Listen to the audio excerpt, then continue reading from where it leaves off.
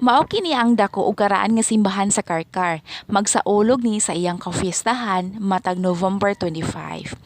Ang patron saint diri si Santa Catalina.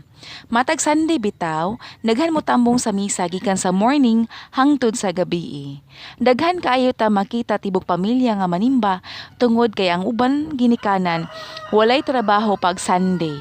Mao mugahin sila og panahon sa pagsimba uban sa ilang mga anak.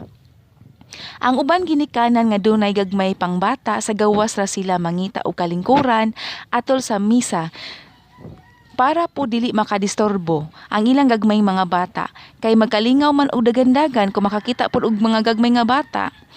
Gawa sa manimbahay naa po daghan maligyaay og kandila nga musugat sa manimbahay para ila baligyaan. Panginabuhi po na nila. Kung dili ta mo palit kay nakapalit na ta sa lain nga tindera, tarong